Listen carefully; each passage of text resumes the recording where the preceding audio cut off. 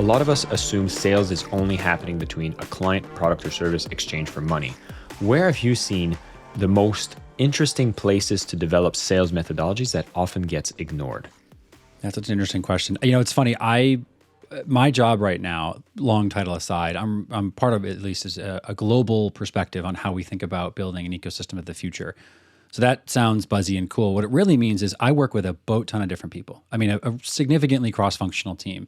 And so when I think about my core sales skills, I spent years in frontline sales. I was working in building partners, but really helping them to go to market with our platform. So that meant sales, training, that meant, go-to-market strategy and whatnot, messaging, et cetera. But what I do every day is sales, because what I'm doing is sitting in a room with a marketer, with a sales leader, with a CS leader, product leads, et cetera.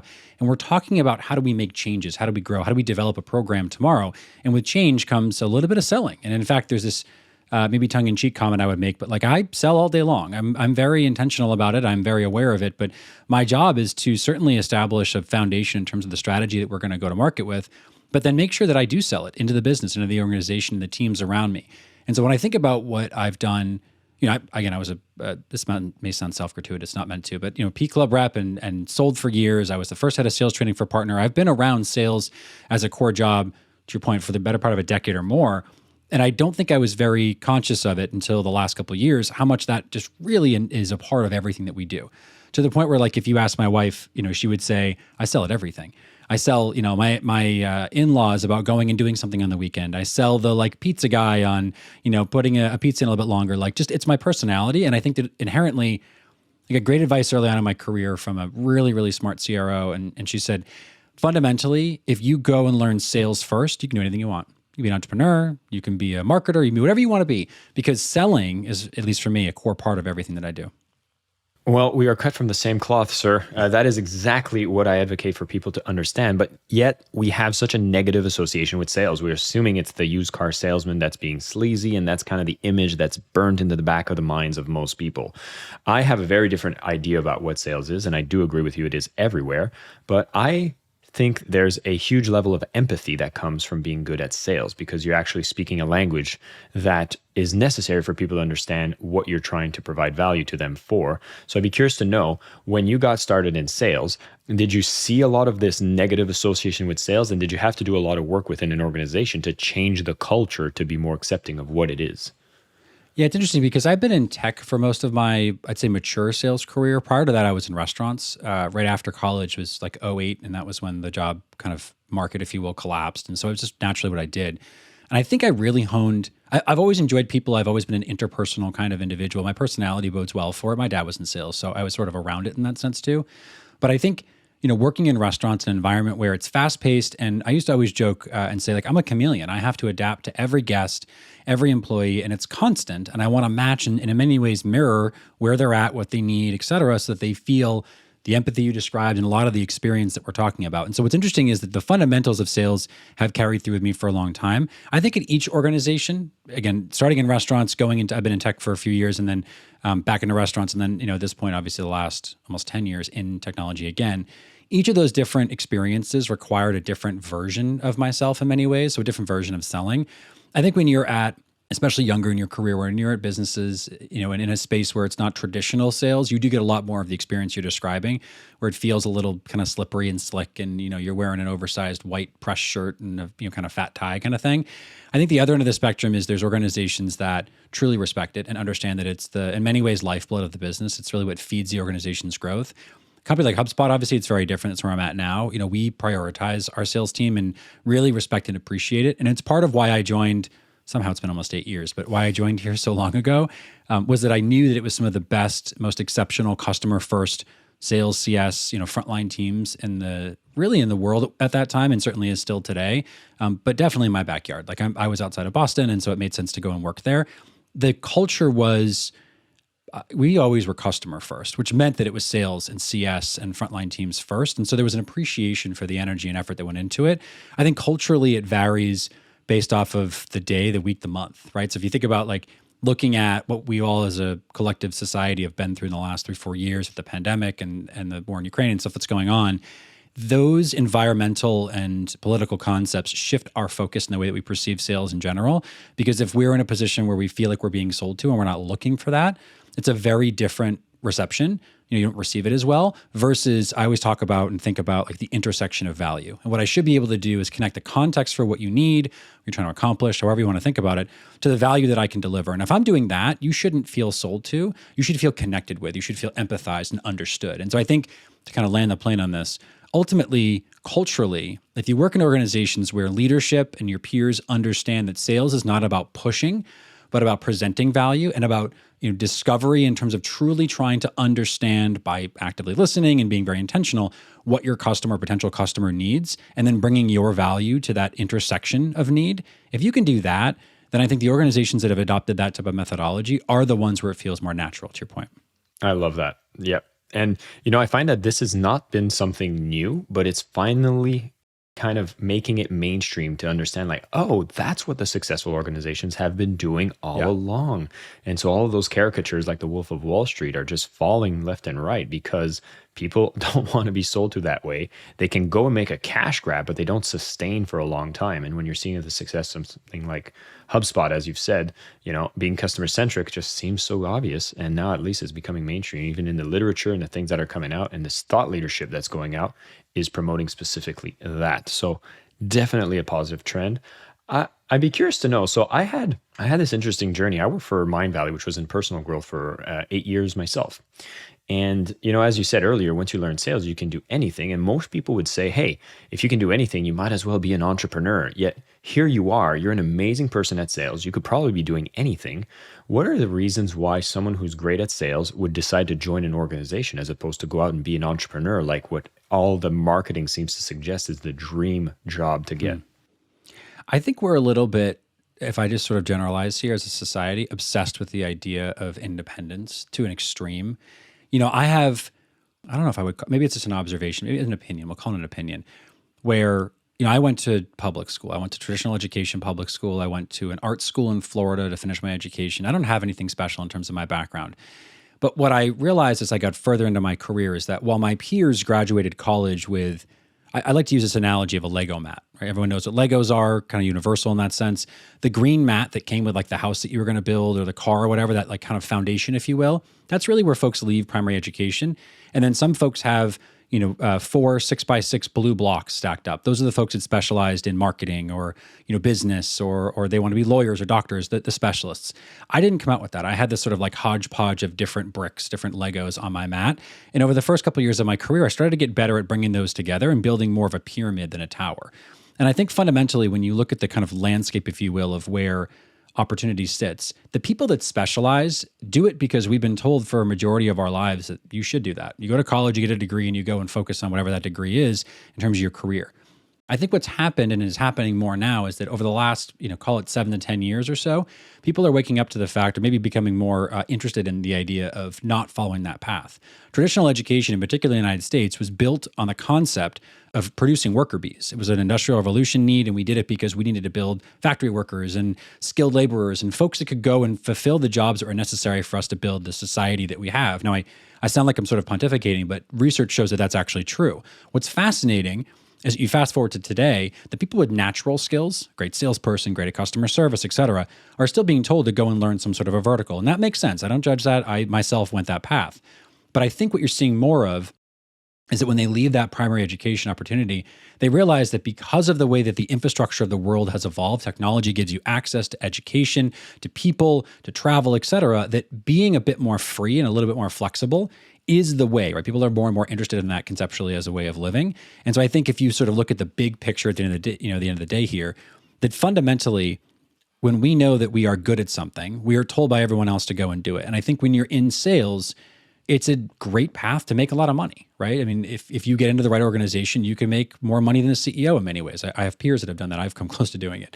And I think in that context, what's really fascinating is you can make a mountain of money, you can deliver great value, you can have a great job and be rewarded, but not own the responsibility of the organizational weight. And I think if you really start to look at the individuals that take on CEO roles, I do think at its core, being a CEO, entrepreneur, somebody who's going to build an organization, being a salesperson in that personality does bode well for it. You're either super technical, like a CTO personality, or you're CEO, which is usually business and sales centric. But not everybody wants to go and build something. And what's fascinating is I've actually myself been given that feedback quite a bit. Barrett, why don't you just go and start something? You'd be great at this. You have such a business acumen and sales skills, everything else you described. I'm, for listeners' sake, context, I'm 38 years old. I'm a dad. I'm a husband. I've got a life in that sense. I would love to go and be an entrepreneur, but I don't have, at this stage of my life, the kind of intestinal fortitude, the gut strength to go and take that risk. Maybe if I was younger, I had a different perspective perhaps. But what I enjoy is the ability to think about someday, and I will someday, I'm open about this, leave HubSpot, going somewhere where they've started something already. And so if I'll kind of, again, land the plane for you, but I think about business and organizational structure in 3 different stages: building, growing, and scaling. Building their go-to-market, growing their kind of business, if you will, and scaling their opportunity. I know that I'm not a building stage guy initially. I don't love to ideate in the beginning as much as I think my peers do. And so, if I think about the traditional salesperson, they tend to fit in late stage build through grow. And then some of the ones that enjoy the kind of bigger picture are more of the scale stage. Very rarely do you find folks, I think, that are, and again, typically it's like making a lot of money and wanting to give that up to go and build something from scratch. I really appreciate that because, again, I think I want to take away the singular focus on the only way to have success is to be an entrepreneur and everything else is you're a corporate slave. And I think that's far from the reality of the world, especially as companies are maturing, are creating cultures that are supporting the kind of lifestyles and being financially rewarding. As you've seen what you've experienced, I've experienced it myself. And I think I want to make sure that for a lot of people, I've seen the path of entrepreneurship to be chosen before the skill sets get to be developed. And I often encourage a lot of my listeners saying, hey, if sales is not a skill you've developed, which I do think is one of the most essential skills to develop to have success in any area, find an organization where you can have that rapid feedback loop and development cycle to build that kind of resilience that is necessary to sell. And I don't want to have people shy away from being part of an organization to do that kind of activity. I've did telephone sales in a real estate organization that allowed me to have high volume. I see you worked in restaurants, which allowed you to interact with so many customers. And I've noticed a lot of people that are in the tech world, you would probably say the product focus or tech focus, that are so about their idea, but never speaking to anyone. And it's being built in a vacuum. And then when they go to present it to someone, there's like an awkwardness or at least this lack of natural understanding of what are you truly trying to solve for those people. And I think that's developed through being exposed to the people. And I think organizations provide that testing ground to do so. And I would say you're doing very well. And that's awesome that you get to do these opportunities within an organization. I can relate. I'm very much similar to you. And that's why I chose to be a part of an organization for so long, because it allowed me to have that space to do even more. We did kick off talking about how we need to sell when it comes to things that aren't just a product or service being sold to clients. And I know you're doing a ton of work when it comes to partners, and I'd love to expand on that. Most of us are only looking at the sales vertical when it comes to that value exchange. I'd be curious to know, what are the biggest missed opportunities that people would have if they're not looking at how to develop the same kind of sales methodology when it comes to recruiting partners or recruiting talent? It's interesting. I think there's this this line of like kind of line in the sand moment, and you hear it a lot, which is that like sales is over here and recruiting's over there, or you've got partnerships over here and sales over there. And I think to your point earlier on, the skill set, the ability to go and sell, it's not about the used car salesperson, buy my whatever.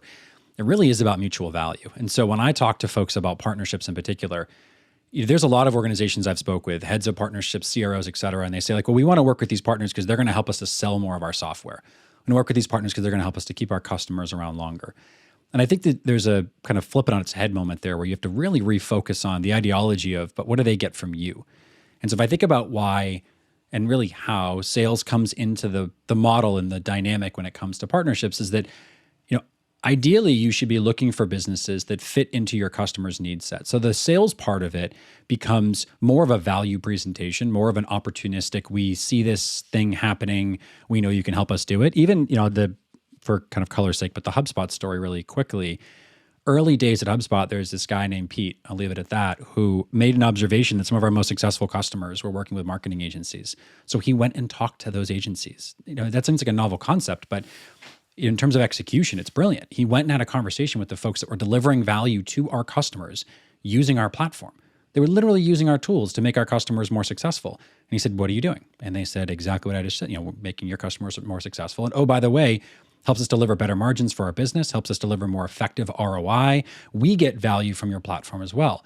And what's fascinating about that is there really isn't a sale. It's just a presentation. Hey, we can work with you to make your business better by having you build a business practice around our platform, and we'll help you go to market that way.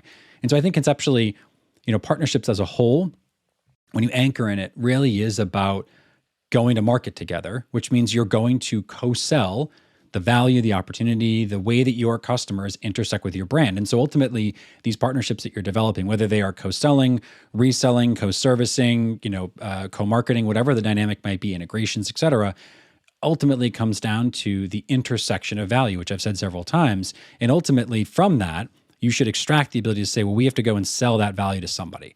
And so you have to have mutual values, to have a mutual go-to-market. You have to work together towards that outcome. And so, at its core, I think that to me is the most really natural and raw intersection of sales. Sales is what you described just, a couple minutes ago, Jason, in terms of talking to your customers.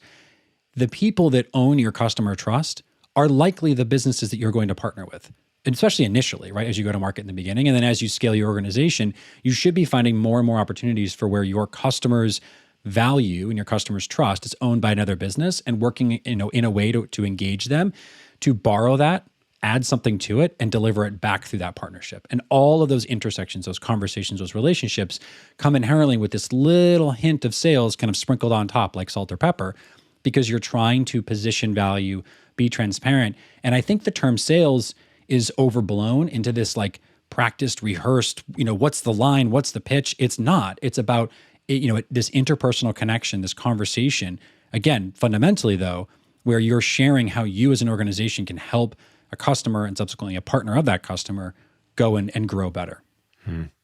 Yeah, I find it very interesting when you look into sales. People are just like, I don't know those scripts. I don't know how to close. And that seems to be where people will assume that that's where you have to put all of the focus. And what I love from your story here is this outreach of speaking to people. I think that's one of the most simple yet underutilized and underappreciated activities.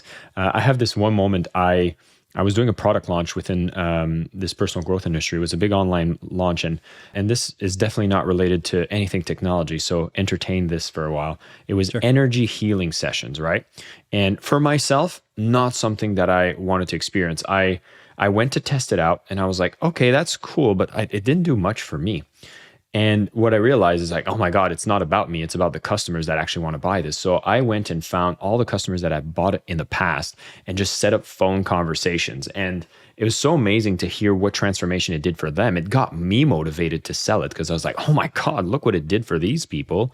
And I was even able to pull up some case studies of transformations from them that I could use in the marketing collateral. And most people would say just send out a survey and you'll get some of the data. But I thought it was something different about real conversations. And I'd love to know from your perspective, like, do you find that we should be trying to automate customer feedback loops as much as possible? Or do you still see value in the tangible one-on-one conversations? I think it's both. I think you got to be intentional. I mean, the way people buy and sell and experience brands is changing. It's been changing for years, but I think it's accelerating. Everyone wants to talk about AI, right? I think everyone wants to talk about how technology is accelerating it. But at its core, we're talking about people doing things for each other. Like if you go back to the earliest, hunter-gatherer days, right? Like when we were just a basic species on this planet, we traded. I gathered some fruit from the trees. You caught 2 fish from the river. I'll give you some fruit. You give me a fish. We both eat. We move on with our lives and continue to exist. And I think if you fast forward to today, it's no different. It's, it's an inflated industry and there's layers to it and it's all about commerce and whatnot. But fundamentally, we're talking about, I have something you need. You have something I need. You have money. I have product. Let's exchange for each other. I think the way that you get to that comfortability comes from talking and comes from listening first. So it's really easy to go to market and say, I know what my customers need. I built something that's awesome. It's going to flip and change the world. Let's go. Those are the people I think that, history would show have probably failed, and that's okay, but have failed first. There's nothing wrong with that. But I think if you go to market and say, let me test, let me see, I know generally speaking who my ICP is, my ideal customer. I have an idea. And go and reach out to them. Even the companies that I advise that are early, I do a lot of early stage advisory work. And they're always like, well, what do I do? How do I go sell this? And I'm like, well, that's the wrong question. Don't start there. Start off with, who are my potential customers, and go ping them on LinkedIn or send them an email or go to the trade show, whatever your format is, wherever they are, and spend time and just say, hey, I did this thing. I think it helps people like you. What do you think? And then listen, shut your mouth, say nothing, hit mute on the receiver back in it's a real cell phone comment or a real phone comment, rather. Hit the receiver mute button. But I mean, fundamentally, the thing that's important though is that you have to go and listen first. And so I do think the customer feedback loop is imperative. Frankly, if you're not measuring your customers and listening to them, it's kind of silly. There's a company I advise called Apex that does some really awesome work. They call it Apex Score around customer behavioral insights. Whatever solution that you use, whether it's NPS or something more advanced and high quality like Apex, listen, experience, and then go and read and consume. It's really easy to generalize. And then you are truly selling at that point because you're trying to force something versus the intersection of values I've described it. If you listen to what your customers are saying and your potential customers are saying, that's closed lost reports, that's certainly closed won reports, and then that's your actual customer feedback, whatever loop you build there, and then go and have these conversations, standardize them, measure them consistently, revisit them once a quarter, twice a year, whatever it is. That trend analysis will make you far better at solving for your customer, and it will remove that element of, hey, you want to buy a car? That kind of like attitude of just jamming something in someone's face. That is definitely refreshing. I'm glad it's a combination of both. And again, as this new technology is coming out, I think that there's a craving for the humanistic kind of approach to sales and conversations, and just having real genuine connection with a soul, because you've already hinted to the AI revolution and stuff. And I'd be curious to know, in your industry, how is it being received, the fact that AI seems to be having conversations everywhere? And do you think it's adding or taking away from the human element of selling? That's such an interesting question. So first off, AI, if you're listening, I think you're great. Don't take over the world. We're all your friends. But it's interesting because I think if you look at the trend, there's technology and technologists, the people that are really close to this, have said things like, everyone take a deep breath. Like, it's really easy to get amped up about new technology. I get that. We've done it. I mean, I'm 38, countless times in my life. I remember I grew up before there was tech everywhere. I grew up without a cell phone until I was 16 and bought a car. I had early game systems, but they were rudimentary, not on the internet, et cetera. Now I can connect with anybody in the world and play a video game in 5 minutes. I think the thing that's important to recognize is that AI and the advancement of technology can, and I hopefully will, be used for good. I could see a world in which AI, there's companies like Jasper and Chorus, and there's a bunch of them, that are taking AI and saying, let's make it applicable to the way that we start the process. So let's help you write really good content. There's one called Humantic that consumes their LinkedIn profile and a bunch of their social media, and then it consumes your content, so it writes in your voice and it crafts the sales message for you. That's interesting. That's to me a really good use of AI. I don't see AI replacing people anytime soon. There's a lot of buzz in the sales space, CS space of it's going to take my job. I think hopefully, and I believe this, it will make your job easier, more effective, your own sort of standardization in terms of at an organizational level. Ensuring that you get better time to value from a new hire. Imagine your BDR starts tomorrow, your sales rep starts tomorrow. And instead of taking 6 months, 9 months, a year to ramp into fully productive, fully ramped individual, it's 30 days. They show up, they get their foundational training. The AI starts to learn their voice in the first 2 weeks because they're writing emails, and maybe you consume their LinkedIn or whatever else it is, or you write some sort of a prompt. I mean, that would be fascinating, right? You could have an intake process that consumes a personality of a new hire. Has a new idea right here. We're going to start a company. And, it immediately spits out 7 different email templates because it knows your ICP. And then all of a sudden it can consume, that personality and write in their voice. And so I think AI becomes a solution that's a part of the bigger tool set for the time being. I do see a world, and it's probably a couple years away at this point, but I do see a world where some of the most frontline interactions are AI-centric, frankly, because it allows the scalability in the tech industry to continue. There's a breaking point there. I do think, to your point, something with soul makes a big difference, and a personality and human element. But, just the other day I saw a buddy of mine's big into AI, so this is relevant. And he had posted about this woman who, I think she's an influencer or whatever it is. She's got a big following. She allowed an AI model to train on her entire video base, so all of her audio and facial content. And it created a digital version of her. And then she sells it for $1 a minute to be your friend or your boy, your girlfriend, your boyfriend, whatever it is. And it's her personality. And she made $75,000 in the first week. And that is fascinating. That, I think, is where all of a sudden you can monetize the scalability of who you are. I do think, to go back to your very earlier question around entrepreneurship, I think there's a world where you see more salespeople over the next 10 years become, I see, self-developed, smallpreneurs, if you will, where they're not building, $7 billion exit companies, but they're building something really remarkable and sustainable because AI allows them to augment and really capitalize on the spreading, the growth, the reach of their skill set.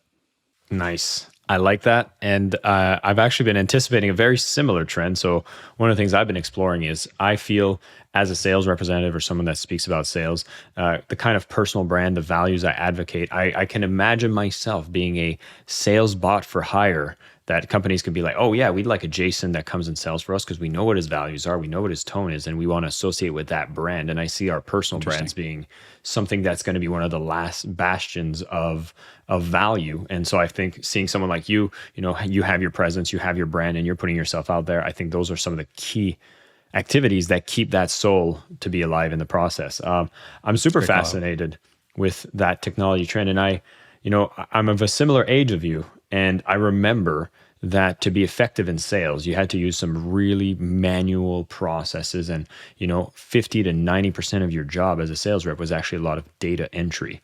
Yes. And again, I will make a plug without being compensated here, but I remember when HubSpot came to my radar. And I was like, wow, it's doing a ton of the stuff so fast and intuitive that I don't need to double work. I always say I'm the laziest person ever. And when I see that I need to type something one place and then copy paste it again, I'm like, I have this inner pain of discomfort from wasted effort. And this is where I'm seeing the beauty of technology enable salespeople to become more human because we have less of these administrative steps that need to be done. They get really done well that empower us to be better at being human. Which brings me to the question that I love asking everyone that comes on the show, which is being on the Selling with Love podcast. What does selling with love mean to you? Brilliant question. I think at its core for me, it's empathy, it's compassion, it's being intentional around the way you communicate with others. I like stories, obviously. So when I joined HubSpot, I joined and did very well in my first 6 months, better than some of my peers, better than some folks who have been here for a long time. And I remember folks saying, what are you doing different? And now I look back and I say, it was one part ego, it was one part chip on my shoulder, got to prove myself, right? But I think it was also, I had been around marketing agencies early in my career. I had a design degree, so I had spent time in the work that they do. And when I got on the phone with these heads of 25 to 50 person agencies and said, we're not going to change who you are. We're going to help you add value to your customer's experience, make your business a little more profitable, make you more effective. What I think back on, in terms of what I was doing, selling with love. I really cared about my customer. And I believed that HubSpot fundamentally could change their life. And it did for a lot of the folks that I worked with. And they've gone on to be very successful entrepreneurs and help thousands of customers, grow better, like the mission that we put out in the world states. But it's because I really believed in what we were doing. And when I think about selling with love, it means that you don't just sell for the sake of a paycheck. You do it because you believe in your product, your service. You believe in the thing that you're trying to deliver to the market, that it inherently has value. And I don't think we all get to do that. I mean, to be really clear, I think for a lot of folks, sales is a means to an end, and I can appreciate that, and it provides for you and your family. That's great. I think some of us have this really unique, special opportunity to go and be the best version of ourselves because we listen, because we empathize, because we work with our customers in a way that makes them feel understood because they are understood. And ultimately, to me, that's what selling with love means. It's about listening, understanding, and just really aligning to the way your customers want to work with your business. Barrett, this was a fantastic conversation. Thank you so much for coming on the show. I have to say my biggest takeaway that I want to have everybody remember from this conversation is understanding this concept of the intersection of value. And that is what your job is when you go to sell, whether that's selling that product or service, whether it's understanding someone that wants to work within your organization, or you want to have a partner work with you alongside your organization, whether that's as an affiliate or any kind of technology partner, is having conversations where you're trying to find that intersection. Doesn't make it feel like a pushy sale. It makes it seem like two people are being very human and trying to find a way that everybody wins. Barrett, what are the ways that people can connect with you, discover more from you, aside from the work that you do at HubSpot? Yeah, I appreciate that. So on LinkedIn, I try and post every week. I've been pretty darn good about it. Usually it's something around partnerships. That's really the focus of what my content is all about. And then I have my own show called Outcomes. You can find it on Spotify, Apple, YouTube, and I'm on obviously my LinkedIn as well. I talk to folks that are in partnerships. Really, it's about connecting with the operators that have been there, done the work, and have a story to tell about it. It's quick, it's actionable. I do talk about sales a little bit too, so there's some overlap there. But really, I'm the partnerships guy. And I would say if you ever have a question about certainly that, my experience at HubSpot or anything, feel free to connect. I always love new conversations and new people. Barrett, much thanks for coming on the show. And for everybody else, keep tuning in. Go and connect with Barrett. Send him some love if you heard of him on this show. And of course, if you're going out there, keep selling with love.